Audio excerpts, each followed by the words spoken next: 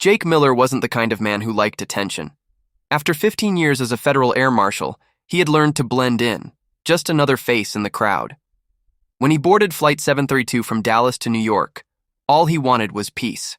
His mission was done, and for once, he could sit back and enjoy a normal flight. He walked down the jet bridge, wearing jeans, a gray hoodie, and a leather jacket. No one could have guessed he was carrying a concealed badge and a Glock in an ankle holster. He'd spent years protecting passengers who never even knew he was there. And that's exactly how he liked it. Jake slid into seat 3A, the window spot in first class. The seat felt like heaven after a week of surveillance. He tucked his carry-on above, exhaled deeply, and leaned back. Boarding chatter buzzed around him, the shuffle of luggage, the clicking of heels, the soft voice of the flight attendant greeting passengers. Then came her voice, a loud, sharp tone that sliced through the calm. Excuse me, someone's in my seat." Jake opened one eye. Standing in the aisle was a woman in oversized sunglasses, bright red lipstick, and a floral scarf that screamed, "Look at me." Her expression was pure fury, like she'd just discovered someone sitting on her throne. Flight attendant Emily, a young woman with calm eyes and a practiced smile, rushed over. "Hi, ma'am. Can I see your boarding pass, please?" Karen, because of course her name was Karen, huffed dramatically, shoving her phone into Emily's face. "See? Seat 4A, right here, and that man's sitting in it." Emily looked at the ticket, then at Jake. "Ma'am, your seat is 4A. That's the one behind him. Mr. Miller's seat is 3A. Karen blinked, clearly not expecting that. But instead of admitting her mistake, she turned her anger toward Jake. "Really? You expect me to believe that? I saw you sneak in here. People like you don't sit in first class." The cabin went quiet.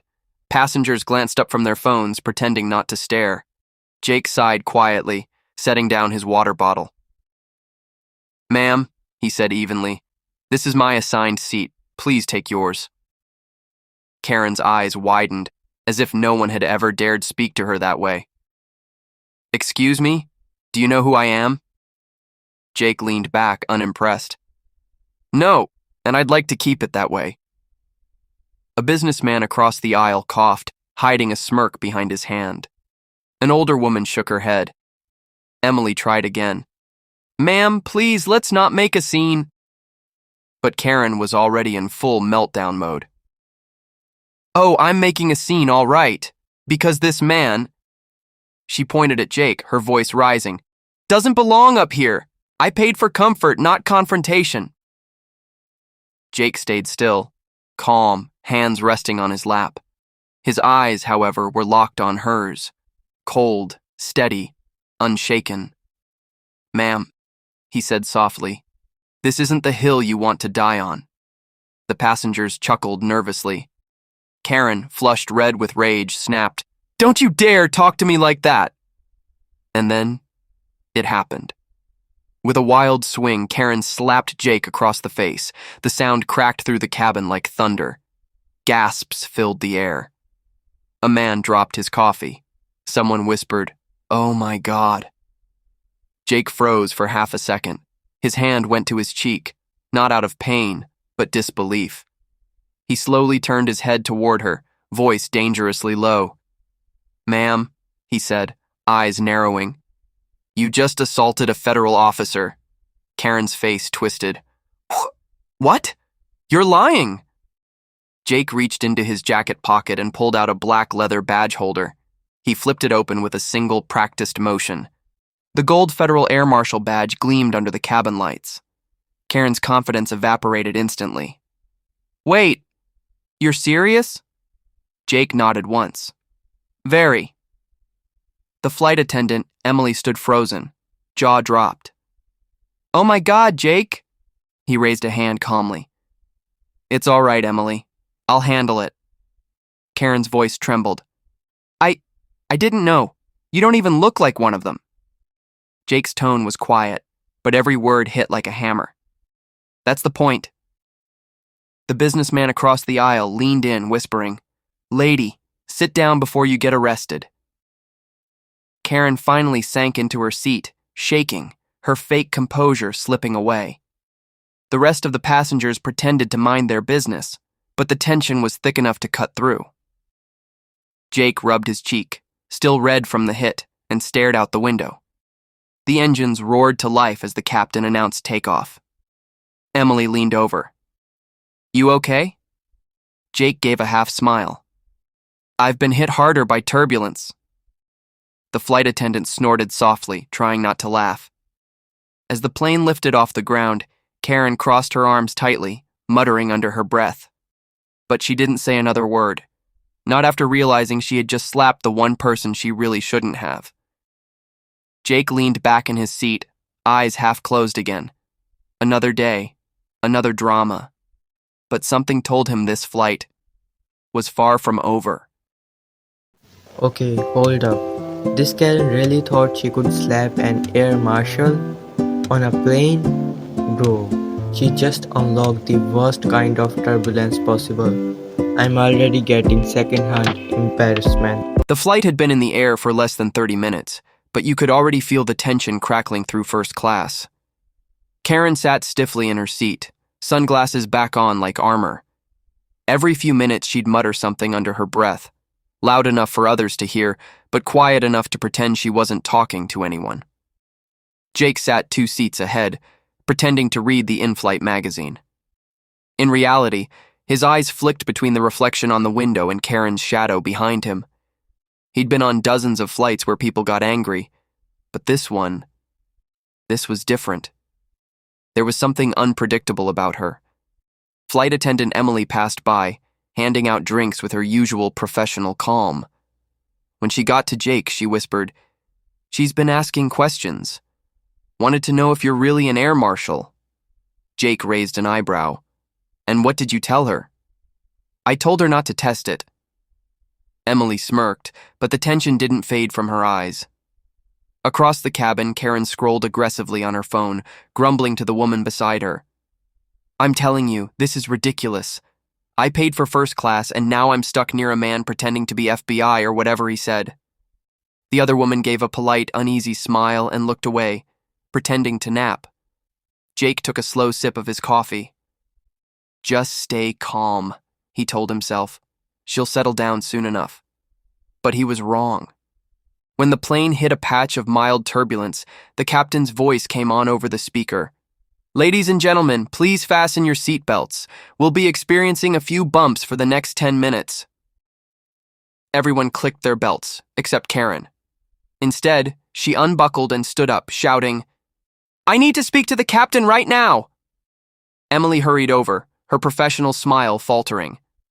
"Ma'am, you need to sit down. It's for your safety." Karen jabbed a finger toward Jake. "Not until someone explains why that man gets to stay up here after threatening me." A few passengers groaned audibly. One man muttered, "Here we go again." Jake stood slowly, calm but firm. "Ma'am, please return to your seat. You're violating federal—" "Federal what?"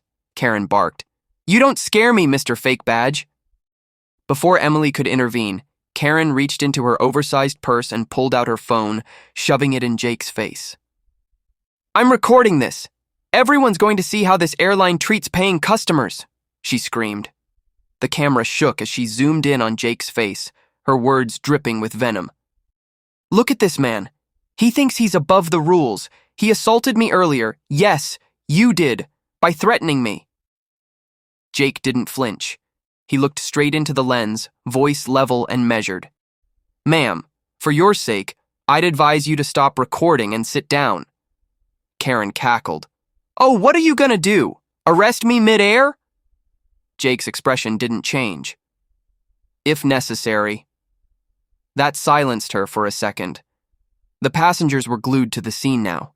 Some whispered, some filmed quietly from their phones, others just watched in disbelief. Emily whispered urgently, "Jake, should I call the captain?" He shook his head slightly. "Not yet." Karen's face was flushed, eyes wide with rage. "You know what? I'm not scared of you. I know people in high places. When we land, I'll have your badge taken. You'll regret ever speaking to me." Jake exhaled, tired of her endless tirade. Ma'am, please! Before he could finish, the plane jolted sharply, throwing her off balance. Karen stumbled, right into another passenger's drink. The soda splashed all over her scarf and hair. The entire cabin went silent for a heartbeat, then erupted in laughter. Even Emily couldn't hide her grin. Ma'am, please, sit down before you get hurt. Karen's face turned crimson. This is harassment, I'll sue all of you, she shouted, storming back to her seat.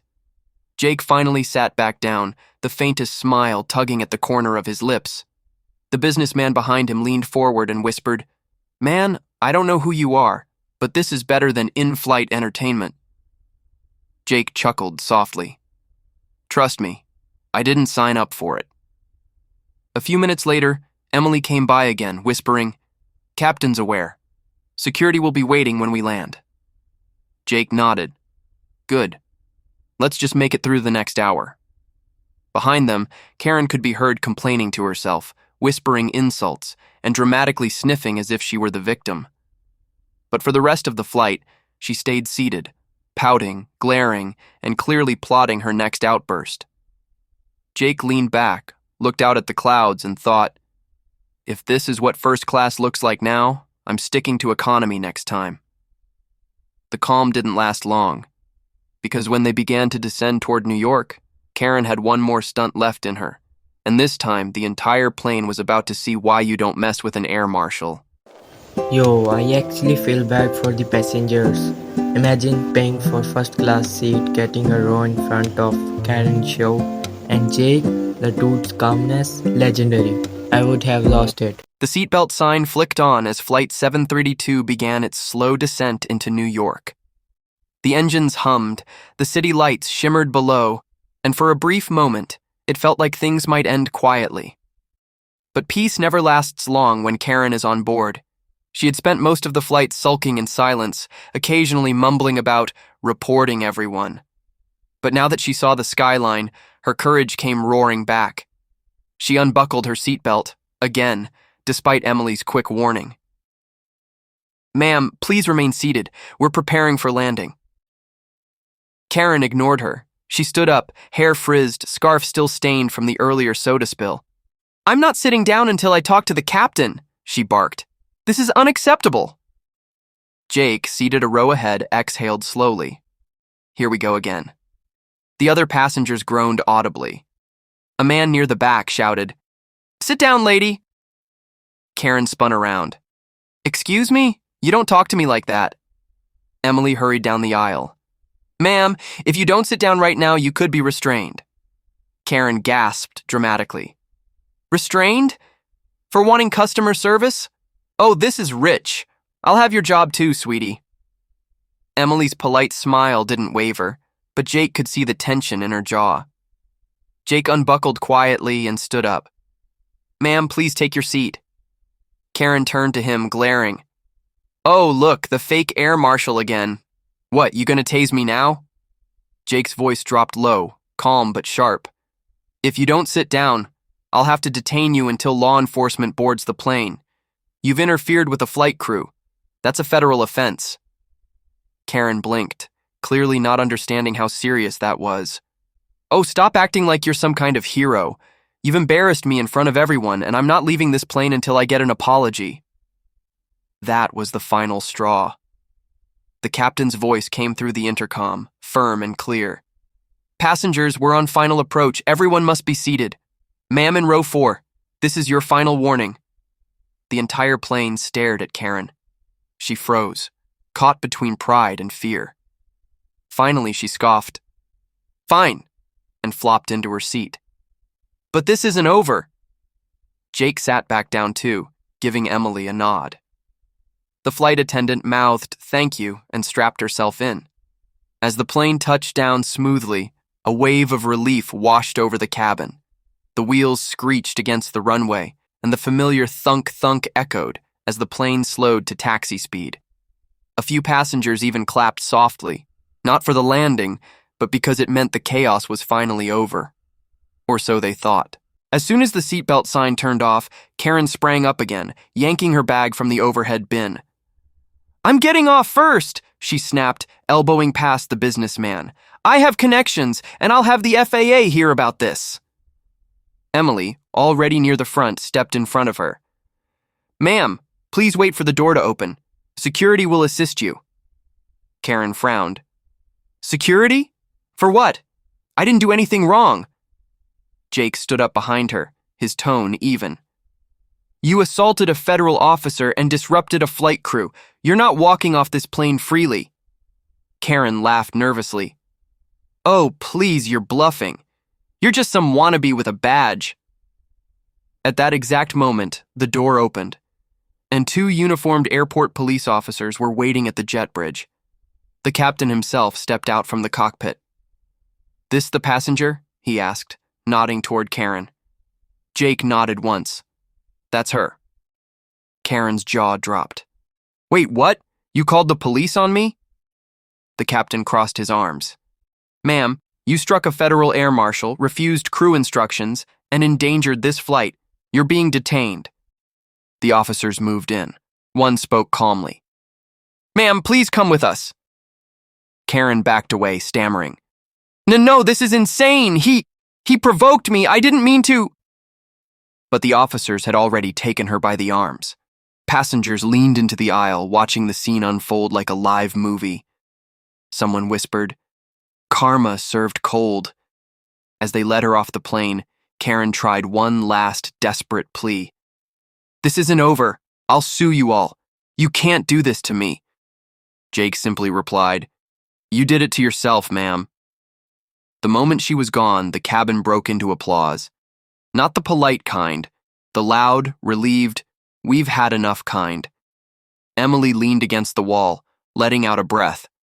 Jake, I think you just became everyone's favorite passenger. He smiled faintly. Just doing my job. The businessman clapped him on the shoulder as he passed by. If you're ever on my flight again, drinks are on me. Jake chuckled. I'll hold you to that. As the plane emptied, he lingered behind to file his report. Through the small airport window, he could see Karen being escorted across the terminal, still yelling, still refusing to take responsibility. He sighed, thinking to himself, some people will never learn. Emily handed him his jacket. So, you think that's the end of it? Jake smirked. With her, probably not, but I've dealt with worse. As he walked down the jet bridge, passengers passing by whispered, thank you, and you handled that like a pro. And when he reached the terminal, a small crowd actually clapped for him again, something that hadn't happened in his entire career. Jake looked back one last time at the plane, smiled faintly, and thought, just another day in the sky. But deep down, he knew one thing for sure. This flight would go down as one of the wildest stories he'd ever tell. Bro, that's wild. She really slapped a federal officer and thought she could walk away like it's nothing. The way Jack handled that, respect. Everyone on that flight was living for that moment. The chaos of Flight 732 was finally behind them, or so Jake thought. He had written dozens of post-incident reports in his career, but none quite like this one. A passenger assaulting an air marshal in first class wasn't something that happened every day. As he finished typing his final paragraph in the airport security office, Emily walked in holding 2 coffees. Black, no sugar. You look like you need it, she said with a small smile. Jake chuckled and took the cup. You have no idea, thanks. She sat across from him. So, what happens to her now? She'll be booked for assaulting a federal officer and interfering with a flight crew, he replied, rubbing his temple. Could face a fine, maybe jail time. Emily whistled softly. All that because she couldn't just sit down and be decent. Jake nodded. Entitlement has consequences. But as they talked, his phone buzzed, and he noticed something strange. Social media notifications were blowing up. He frowned, unlocking it. The top post read, This lady slapped an air marshal in first class and got arrested. I was there. Best flight ever. Attached was a video, filmed by one of the passengers. It showed the whole thing. Karen screaming, Jake staying calm, the slap, and her dramatic arrest. In less than 2 hours, it had over 3 million views. Emily leaned over his shoulder. "Oh, my God." Jake groaned. "Great, now I'm going viral for doing my job." Emily grinned. "Hey, at least everyone's calling you a hero. Look, they're tagging you as the calm Air Marshal." He scrolled through comments. "That dude handled her like a legend.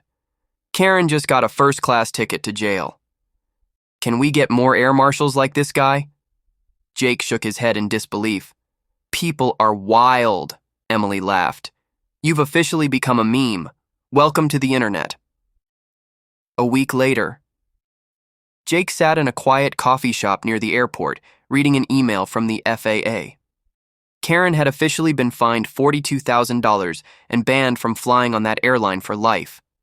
He couldn't help but smile. Justice served. Just then, his phone buzzed again, a call from his supervisor. "Jake," the voice said, "we've gotten a lot of attention because of that flight. HQ wants you to do a short interview. Just talk about staying calm under pressure." Jake sighed. "You mean become the face of Don't Slap Your Air Marshal?" His boss laughed. "Something like that."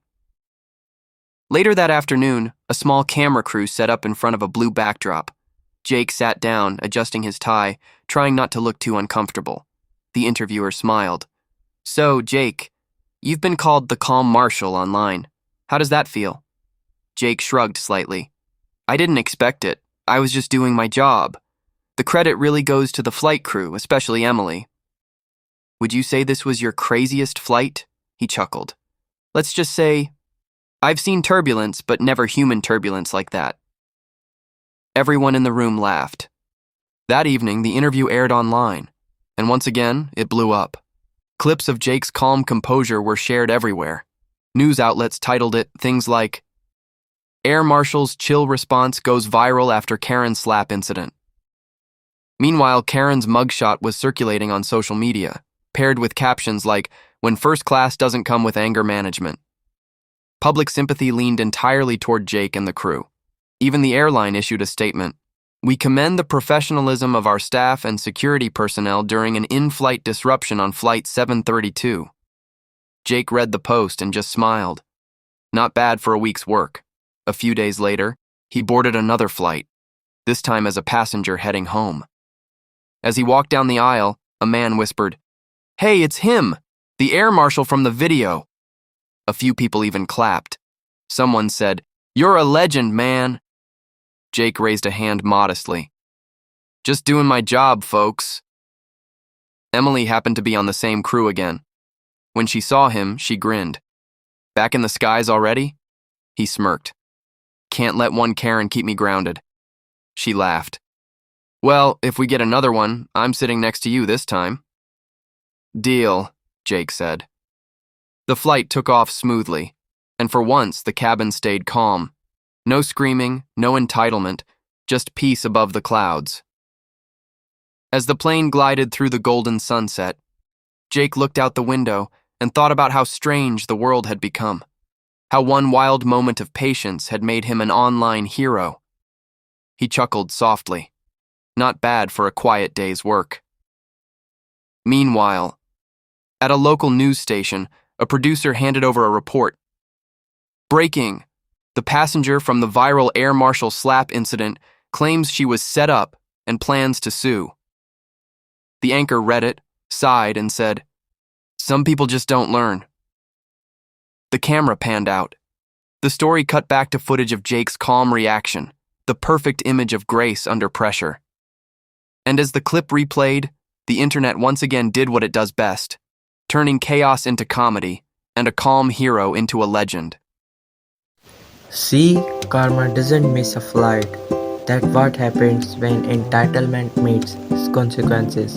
I love that Jake stayed chilled the whole time and still ended up being the internet's hero. Alright guys, that was crazy. If you enjoyed the story, make sure to hit that like button, subscribe, and tell me in the comments what would you have done if Karen started scene on your flight. I'll see you in the next HOA story.